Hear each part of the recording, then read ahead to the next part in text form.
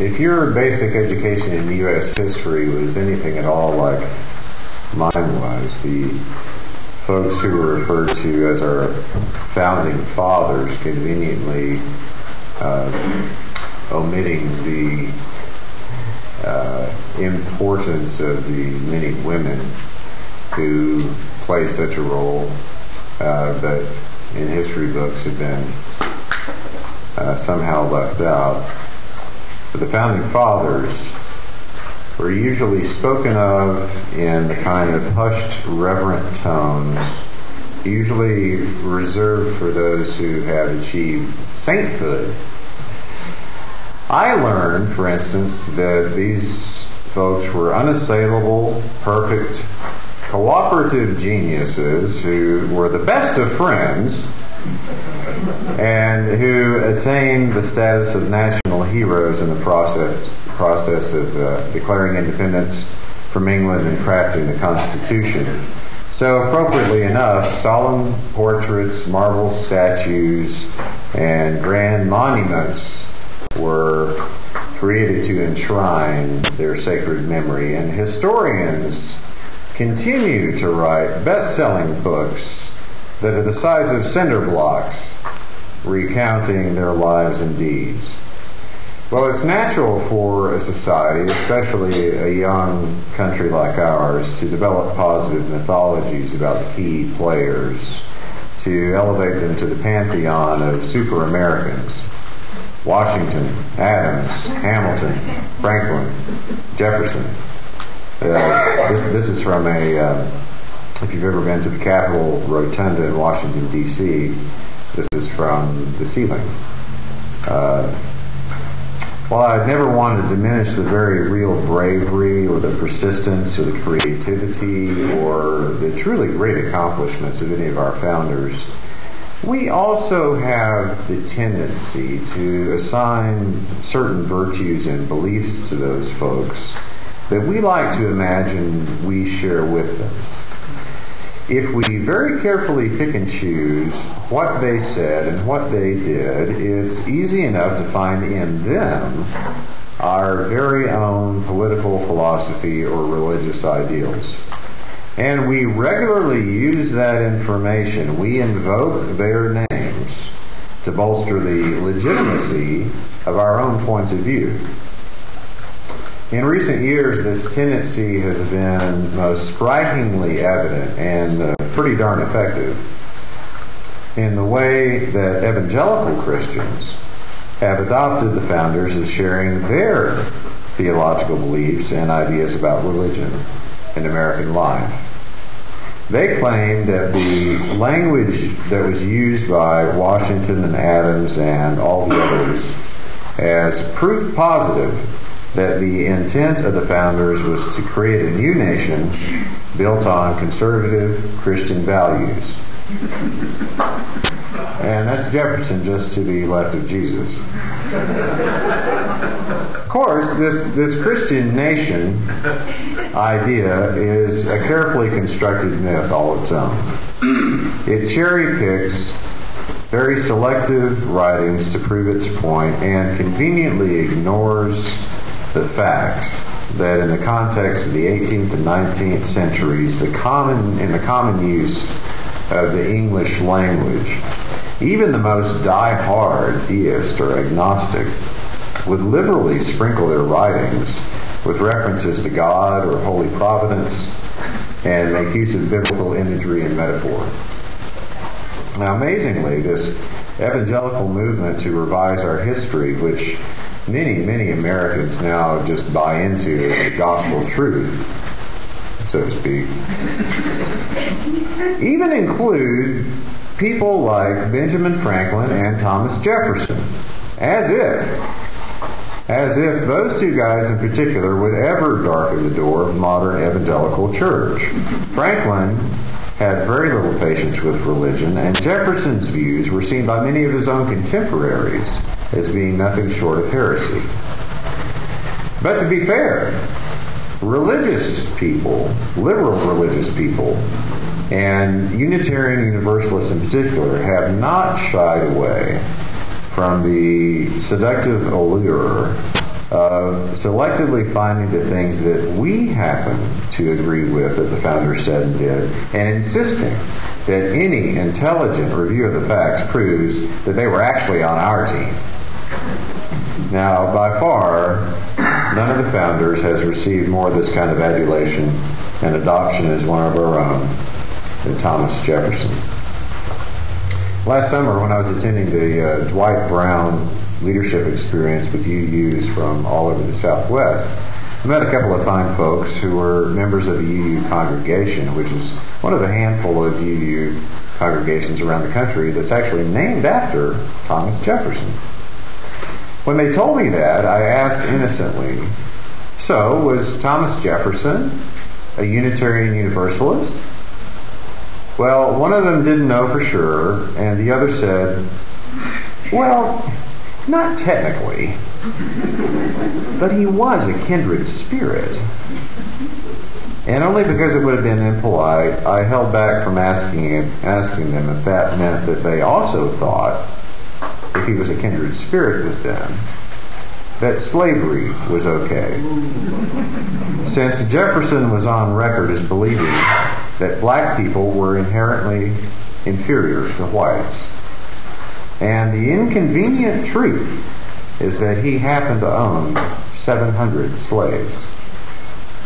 Now, a common defense of that, of course, is that Jefferson was a creature of his own place and time, and that while we certainly can't condone all of his personal behaviors or beliefs, we can still quote his pearls of wisdom to express our values and principles.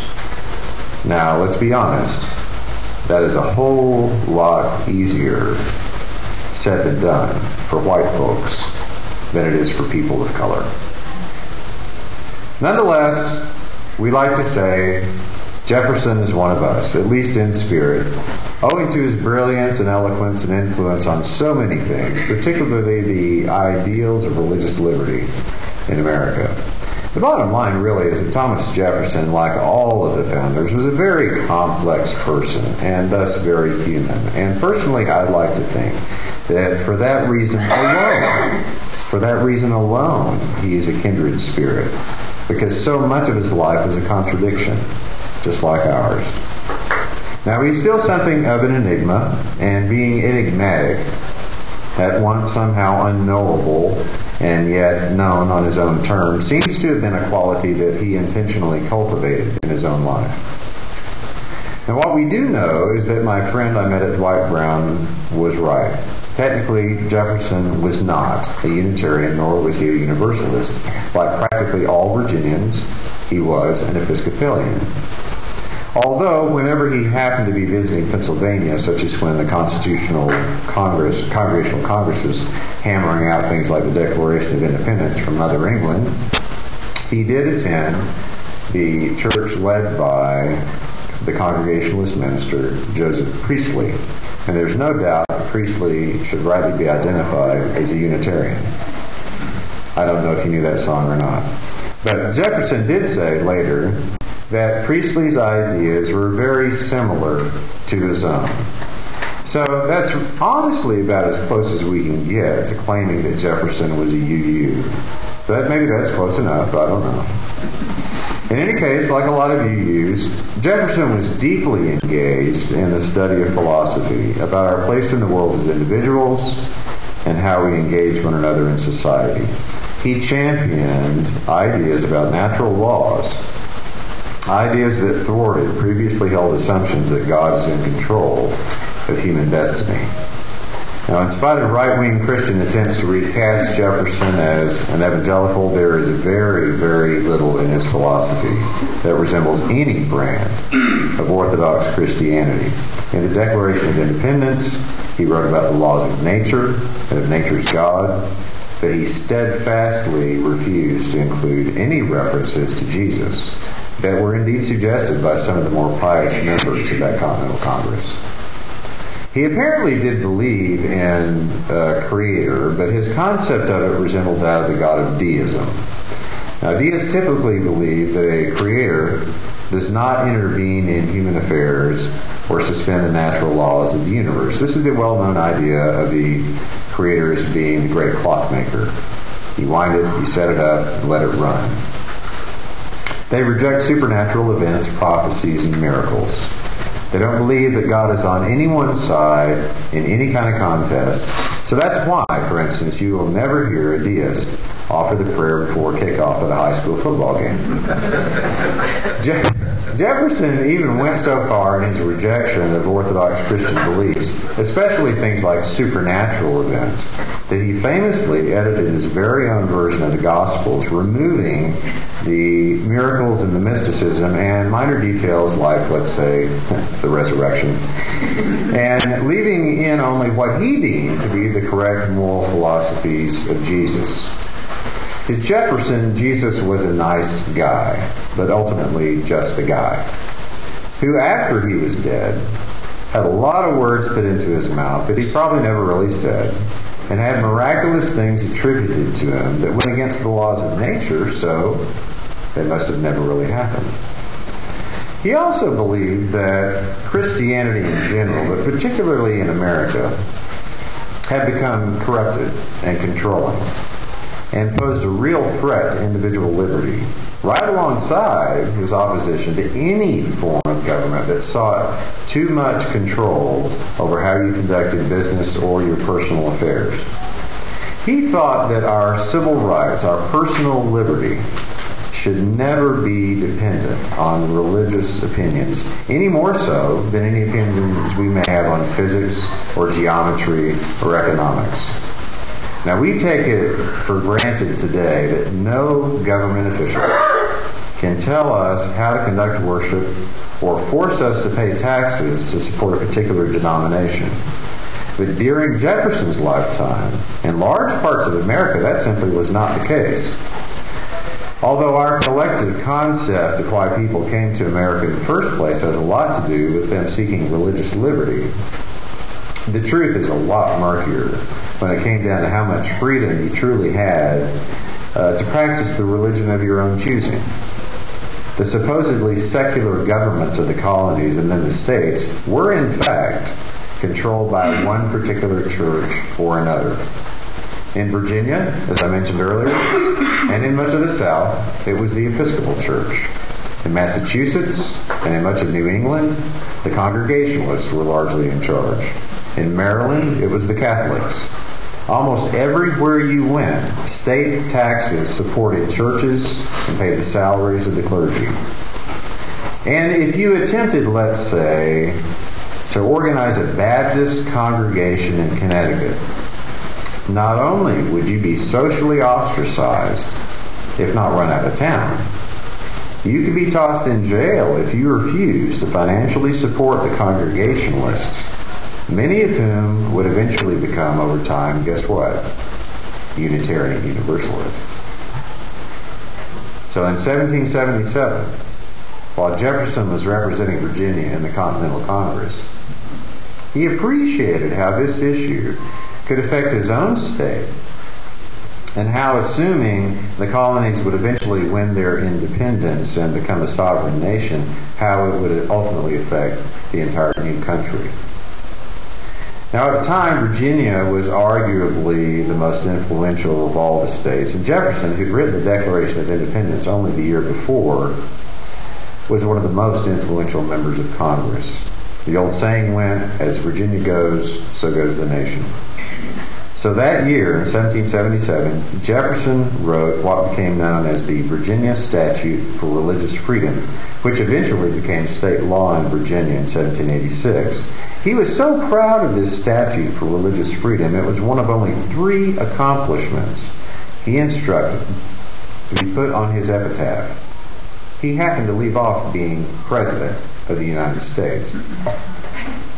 Among other things, the statute says this: no one shall be compelled to frequent or support any religious worship, place, or ministry whatsoever, nor shall it be enforced, restrained, molested, or burdened in his body or goods, nor shall otherwise suffer on account of his religious opinions or belief.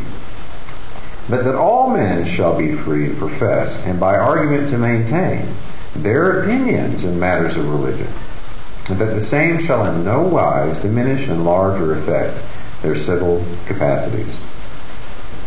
By the time Jefferson took office as president in 1801, the U.S. Constitution, including the Bill of Rights, had been in effect for over 9 years. The First Amendment to that Constitution, which was undeniably influenced by the Virginia Statute for Religious Freedom that was written by Jefferson, states that Congress shall make no law respecting an establishment of religion or prohibiting the free exercise thereof. Then as now, for the Constitution to ever be amended, required the approval of 2/3 of the members of Congress and 3/4 of the states. But in some states, old religious habits died hard. If you found yourself in the religious minority, as Baptists did then in Connecticut, in spite of what the First Amendment might have promised, in practice, your freedom to follow your religious leanings could be threatened by the more established church and the state government officials who belonged to it and supported it. So, knowing that Jefferson was a strong advocate of religious liberty, a group of Baptist ministers in Danbury wrote the new president a letter complaining that in their state, the religious liberties they enjoyed were not seen as rights, but as privileges granted by the legislature. They called them favors granted, and presumably favors that could just as easily be taken away from them.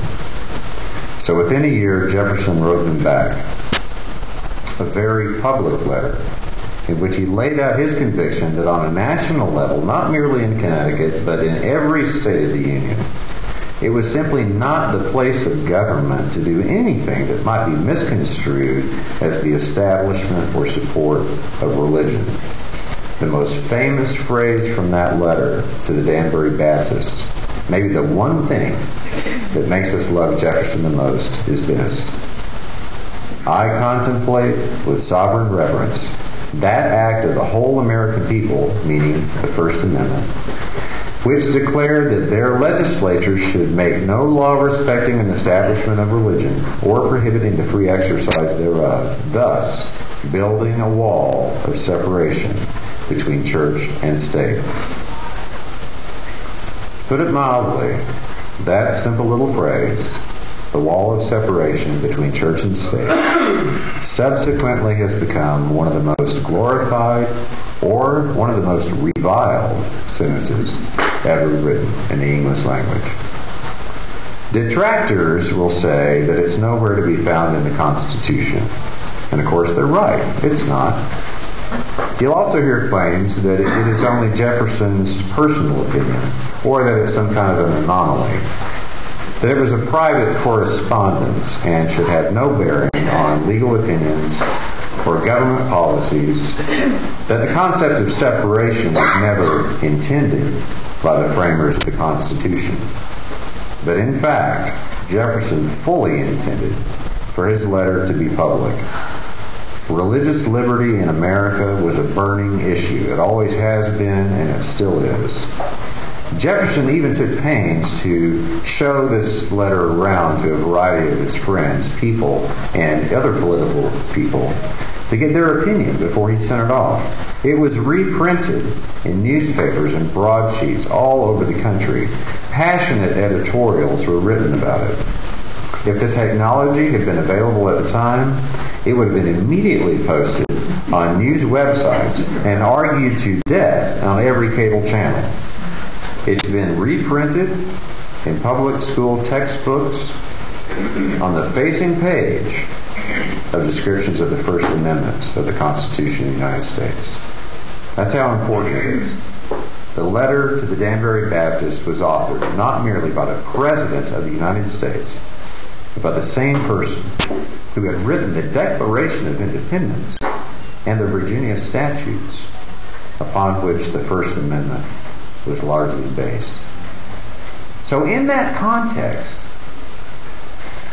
to say that it doesn't matter, that it's irrelevant to how we think about religion in our country, and then in the very same breath to claim that our founders all agree that the United States was created as a Christian nation, and that the government policy should endorse a particular strain of Christianity, For me, that's just a little hard to swallow. Now, since I do my best to follow our UU principles of respecting other religious faiths, religious tolerance, I refrain from criticizing any religious group. But when it comes to discussing the legacy of Thomas Jefferson, I just can't help but point out one of the huge ironies of history.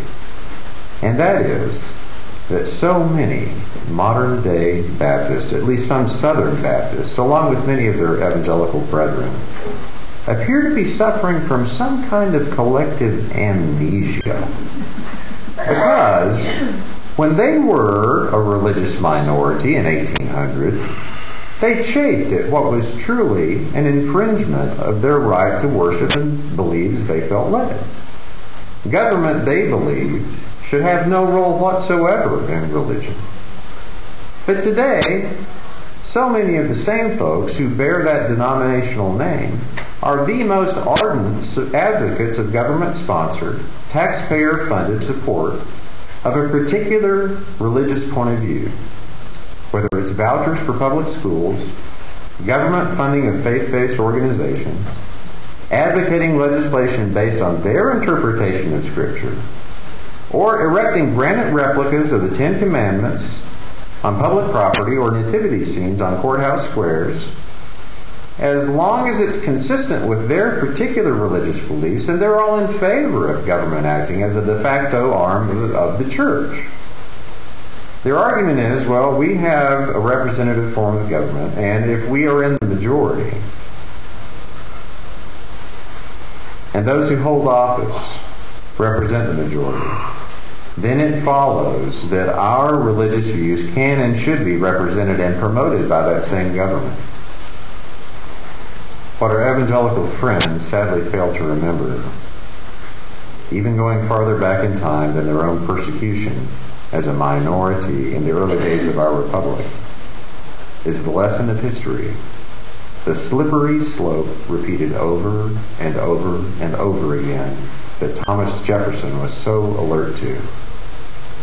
And that is that any form of government, local, state, or national, that is bound up in any one theological framework, by its very nature, is compelled to suppress the religious freedom of others, you and me. It becomes then a theocracy, not a democracy. And history is proven that theocracies of every stripe inevitably cause suffering and repression and bloodshed, and in time they ultimately fail, usually at the cost of human life. Because in order to maintain their power they turn more and more towards suppression, tyranny, and terror.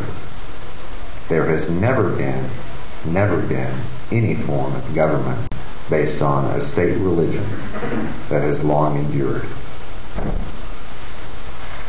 Thomas Jefferson wanted the United States to endure, and so should we. Whether he was a Unitarian Universalist in spirit or not really shouldn't matter. And it's perfectly okay to be dismayed at some of the ugly contradictions of his life. No one, not even an American hero, is perfect. His personal religious beliefs are interesting and different, but far less significant than his insistence that we all enjoy the freedom to have interesting and different beliefs in the first place. What matters is his enduring legacy of being a champion of religious liberty, a legacy that you and I need to honor and to continue and promote with every ounce of our being today.